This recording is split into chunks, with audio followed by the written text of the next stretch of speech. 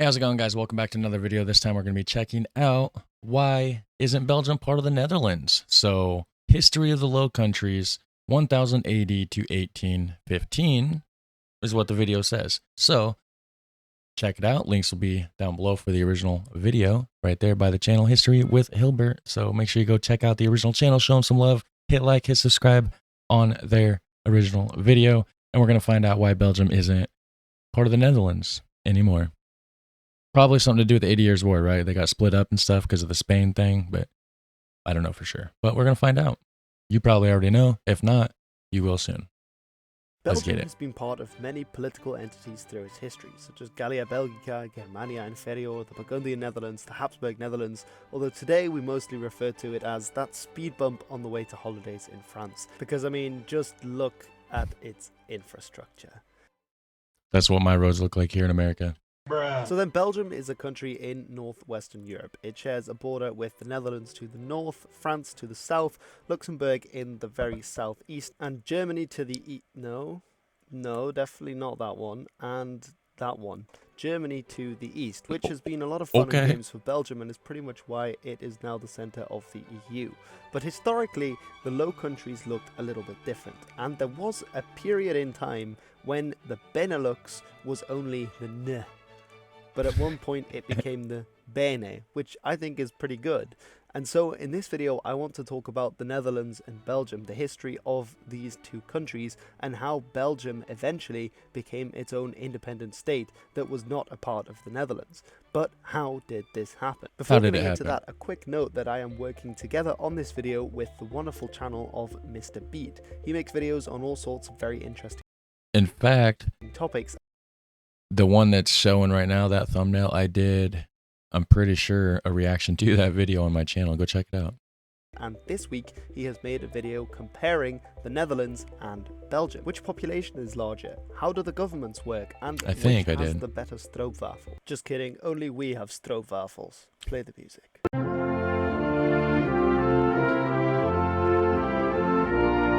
Stroopwafels are amazing.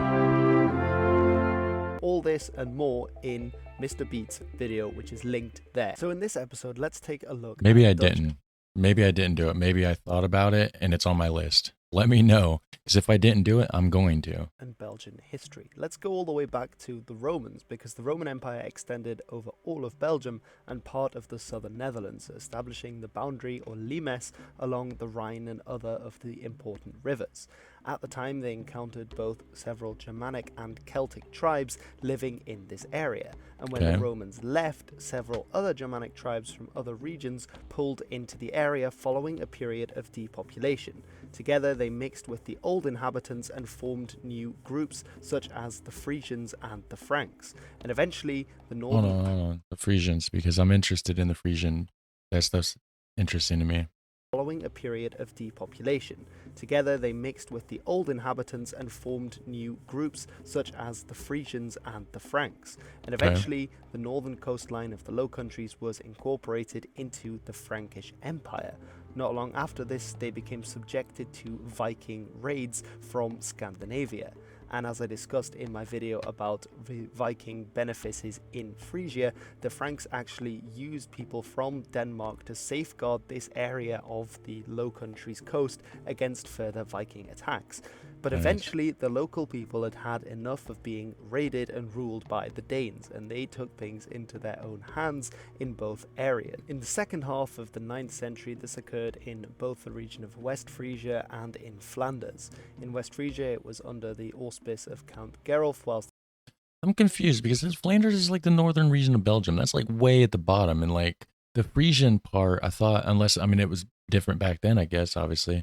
Nowadays, Frisia's like the very top of the Netherlands. In Flanders, a little earlier, it was under Count Baldwin, both of whom would become founding figures for local dynasties. And just as with Alfred in England, they understood that the key to stopping Viking incursions was to build fortifications, which we see appearing in both coastal Flanders and in various parts of West Frisia, especially in Zeeland. In 1018, the Okay, yeah, it had to have been, because Zeeland is in like the bottom left of the Netherlands. It's clearly nowhere near where Frisia is today, being in the top right. Descendants of Count Gerolf fought and won at the Battle of Vlaardingen against the Holy Roman Empire, leading to yet more autonomy in the Low Countries. Eventually, this county of West Frisia would become known as the County of Holland, whilst some way down the coast, the County of Flanders was a large part of what is today northern Belgium. In 1299, the County of Holland was ruled by the same man as the Count of Hainaut, this being a region in the south of Belgium, and so we can see that the two are already growing together at this time. In 1432, these two regions, as well as Luxembourg, Zeeland, Flanders, Artois, Namur, Limburg, Brabant, would all be ruled together, and this would be under the auspice of the House of Burgundy, with Philip the Good being the Duke of Burgundy, for which I know where the Brabant is in the southern Netherlands. There's North Brabant, which is in the southern Netherlands, and then you got South Brabant, which is in the northern part of the Belgium, right? And then Limburg's like the bottom right. Luxembourg is obviously its own country now. Yeah, I'm familiar with some. Zeeland, bottom left of the Netherlands. We have, of course, the nice cross of Burgundy, which represented it. During this time, the Low Countries were incredibly influential and wealthy, particularly trading cities like Antwerp and Brugge. Off topic, but what are they wearing for shoes? Are they supposed to be that pointy? Are they supposed to double as weapons in case they get attacked? They can stab people with them, because geez. And the hat the guy's wearing, and this guy right here, what in the world is that? I'm glad y'all don't dress like that anymore. Where wool and Flemish cloth were highly praised. This region became known as the Burgundian Netherlands, although in 1482 it would pass on to another royal family, the Habsburgs, at which point it became known as the Habsburg Netherlands. In 1549, this region specifically would become known as the 17 provinces. And I believe they have 12 provinces today in the Netherlands. I could be wrong. I think it's 12. I don't know for sure. Now I'm second guessing it. Let me know if it is 12 or not. Hit like and hit subscribe while you're down there too. It's completely free. Just helps the channel grow. Other people that watch videos like yourself, they'll be able to see the stuff too. So if you like it, hit like, hit subscribe, and it'll just literally help other people also be able to see it too. So you're helping everybody out. It's awesome. This was done during the reign of Charles V, an incredibly Charles V. That's my initials. V stands for vest. See? That's awesome. Powerful emperor who was himself born close to the Low Countries, and indeed they prospered under his reign. By the time of his death in 1556, they made up the northern outpost in a large collection of territories, including large parts of the Holy Roman Empire, southern Italy, and of course the powerhouse of Spain. Unfortunately, it would fall to his son Philip II become the next ruler of the Netherlands, as he split Not so good. Even the music got dramatic. This empire upon his death. And let's just say the Netherlands and Philip II were not a good combination. The former being incredibly Catholic and wanting to tax the population of the Netherlands, the famously Scroogey population of the Netherlands, who were also flirting with Protestantism.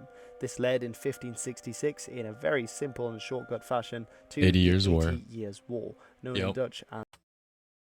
I did a series on that, so a 7-part series, 80 Years' War reactions. Check those out if that's something that you're interested in.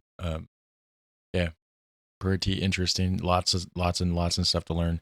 Each one's close to an hour. Like I said, 7 parts, so there's like 7 solid hours of like pure learning experience right there. As the 80-jarige Oorlog. I have a video about this from a while ago if you're interested in finding about more. The southern Netherlands especially suffered very heavily under the Spanish, as several times they tried to join the northern Netherlands in seceding, but constantly were thwarted in their effort. Yeah, I would say so. They look like they're suffering. Like, that is craziness. Wow. Glad it's not like that now. Northern Netherlands in seceding, but constantly were thwarted in their efforts. And while the Northern Netherlands, after some struggle, was able to form the Dutch Republic and started to economically prosper, the same could not be said for the South. By the time of the end of the 80 Years' War in 1648, with the Peace of Münster, the Northern Netherlands had broken away and become the Dutch Republic. while the southern Netherlands remained under Spanish rule and was referred to as the Spanish Netherlands. The two Okay. coexisted for some time, though the Dutch Republic always had its eye on reuniting with the southern Netherlands.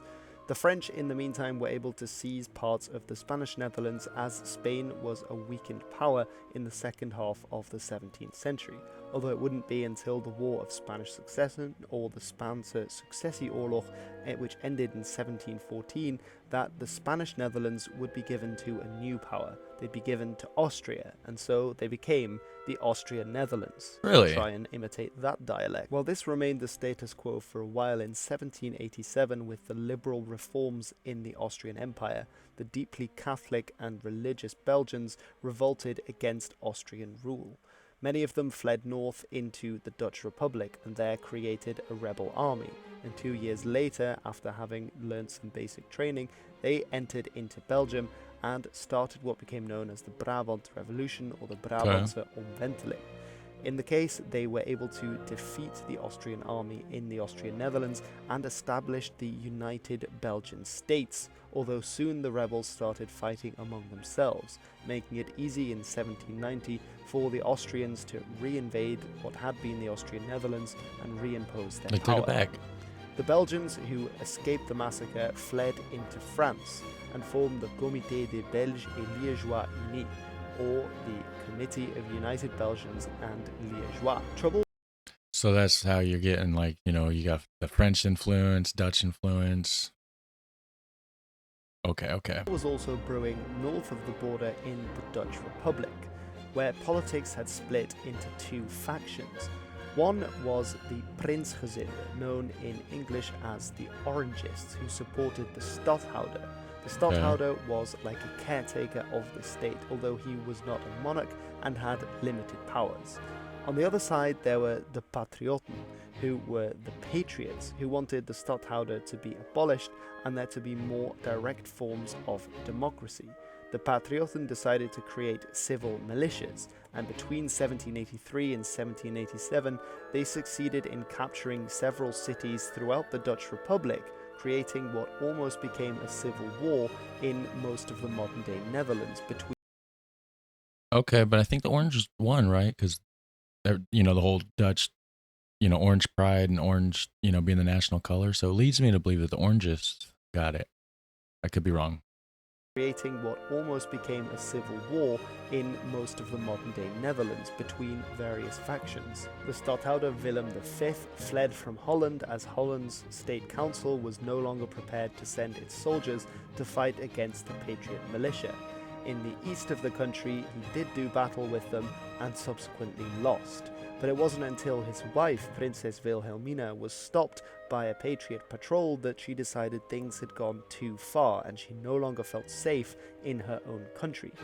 She wrote a letter to her brother, who happened to be a very powerful man, Frederick William II, the King of Prussia, and with his support, Prussian troops invaded the Netherlands and they ousted the Patriots from the country, thus restoring the Orangists, or the Prinsgezinde, back to power with the Stadhouder as the caretaker of the Republic. I thought so. The Orangists won, right?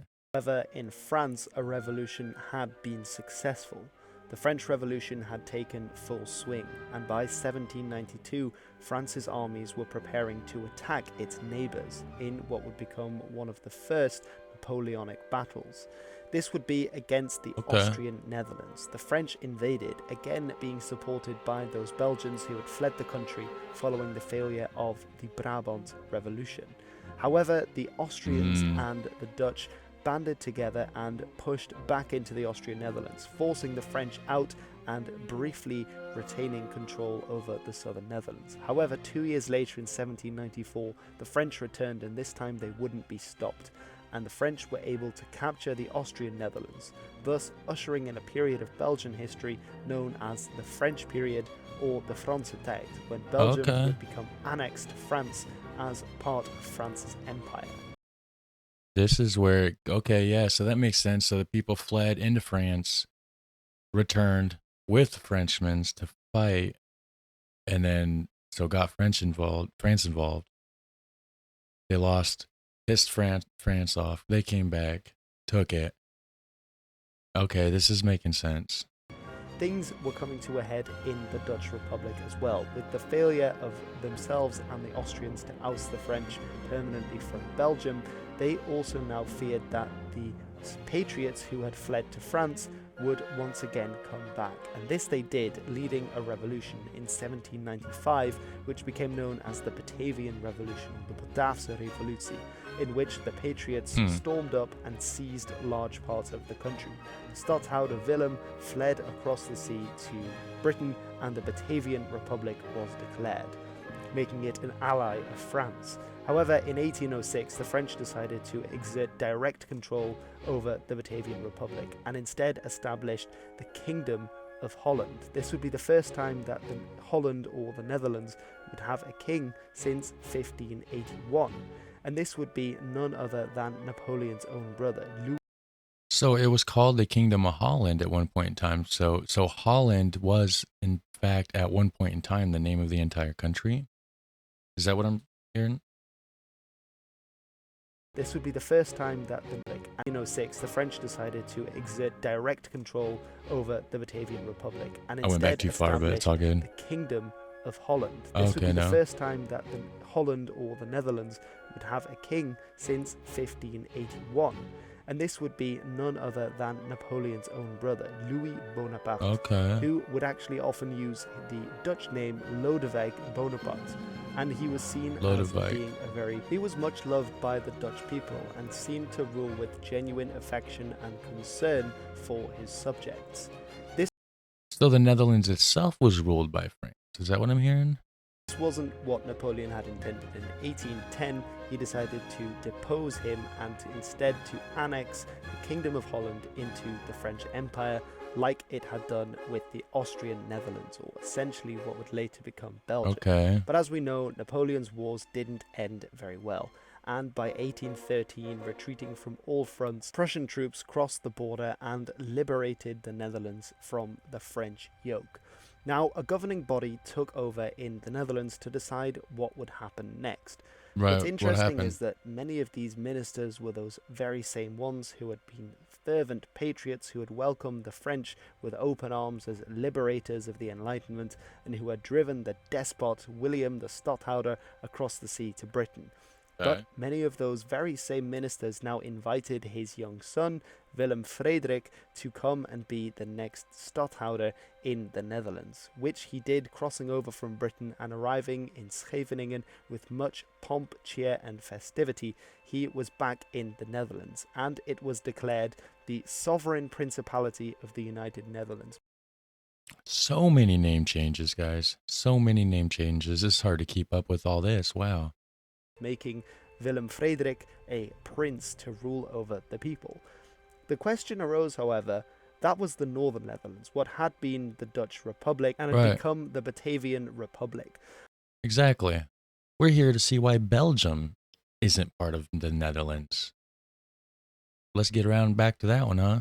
But what about the Southern Netherlands, that part which had been controlled by the Austrians? Well, initially the Austrians, of course, had lost it to the French, and now maybe the best idea would be to give it back to them. But after having been asked, the Austrians weren't too keen on having that bit of their empire that was out facing the North Sea back under their control. And so in 1814, instead it was proposed that the Southern Netherlands would go and join the Northern Netherlands, something that the family of the Orange Nassau had been trying to accomplish since the 80 Years' War. And it's depicted in this cartoon as the Austrians giving away the unwilling bride, the Southern Netherlands, to that of the North. And actually in 1815, we then see the appearance of the Kingdom of the United Netherlands, uniting both the Northern Netherlands and the Southern Netherlands into one kingdom. Okay. But then how did it go back? Interesting. Creating a truly beautiful expanse of bright orange. But of course in 1815 Napoleon also returned for the 100 Days and fought the Battle of Waterloo, or I should say the Battle of Waterloo. I've heard of this. I might have to check into it. because it was fought in this United Kingdom of the Netherlands. It was fought in what is today Belgium. And as well as the British and the Prussians who were involved, the Dutch also played a very important role during the battle. The new Prince of the Netherlands, Willem, in the corner there, being carried off the battlefield after being injured, played an important role at Waterloo, as well as at the earlier Battle of Quatre Bras. Even if Sharp doesn't remember him quite as fondly. What are you? You lily bit of a Dutch bastard! The Allied victory at Waterloo secured the survival of the Kingdom of the United Netherlands, the English name being based on the Dutch Koninkrijk der Nederlanden, although it should be noted that in French it's often referred to as the Royaume de Belgique, so it's interesting that they refer to the Belgian part of it rather than the Netherlands part of it. The Netherlands was at this time a constitutional monarchy, meaning that they had a king rather than a stadhouder, but that there was also a constitution and a parliament, and voting for that parliament who made the laws in conjunction with the king. However, the king was nominally the head of the state as well as the head of the government, and that government was made up of the States General, which itself was split into the Senate, an upper house, and the House of Representatives, a lower house that had ministers that were voted on throughout the country. This new political system did have some flaws, however. For example, the monarch had a lot of power in the system because all ministers were solely responsible to the monarch. Furthermore, if we take the House of Representatives, there were 110 seats available. Now, I don't know much about political stuff or anything like that. I do know that here in the United States, we do have a Senate and a House of Representatives. And I do know that there's a lot of stuff, I guess, that was inspired by the Netherlands when, like our Constitution, I think, our Declaration of Independence, perhaps, was inspired by the Dutch, equivalent. So this makes me wonder if the House of Representatives and the Senate and whatnot here in the United States was also modeled after this system. Perhaps. Let me know if it if you know anything about that.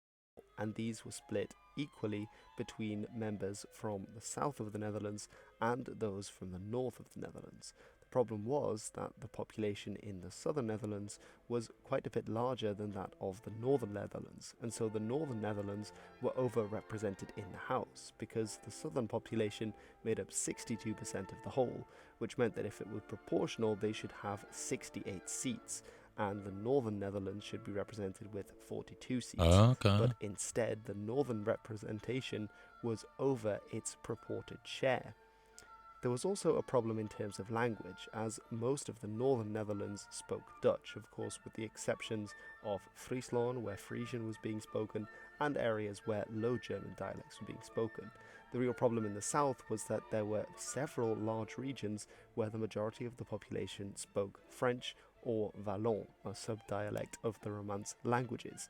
And we're not even going to mention Luxembourg, which has its whole own language situation going on. While most northern Dutchmen who spoke Dutch as a first language could speak French as well, most French-speaking people from the south of the Netherlands were unable to speak Dutch, which was a problem when ministers were trying to communicate with one another in the government. Oh yeah, I'm sure. And what he was saying about Luxembourg, yeah, because they got like German and everything else influenced into their language, I believe. As this forced northern Dutchmen to use French. To try and solve this problem, the Dutch government decided to introduce Dutch language education in the southern provinces, while French was kept as the official language in those provinces where French was most spoken. At the same time, they also established new universities as well as rapidly industrializing the south.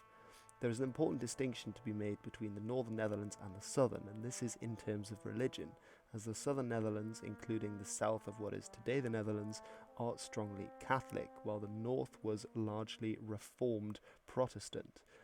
Okay. This would be very important because the Catholic clergy in the southern Netherlands resented the fact that the Dutch language and education was being forced onto them. These had traditionally been privileges of the Catholic Church, and now it was being brought by the state. As linguistic and religious policies were being forced onto the people of the southern Netherlands, slowly hostility started to fester. As you would assume, Yeah. Yeah, I could see that. towards the government, a hostility that would burn out in a bright fire that was the Belgian Revolution, the Belgische opstand, and that The Belgium in a Revolution. bright fire that was the Belgian Revolution, the Belgische opstand, and that is what I'm going to be talking about in my next video, which will be up next week. So make sure to check out that video. There's another on one. the Belgian Revolution, when things really got underway. Do make sure to check out the video by Mr. Beat. It will Yeah, be linked. so we're going to be doing that one. Stay tuned for that. Let's see, how did Belgium become independent? I will put that on my list as well. So if you guys liked this, hit like, hit subscribe. Have a super fun, awesome day, and I will catch you in the next one. Take care.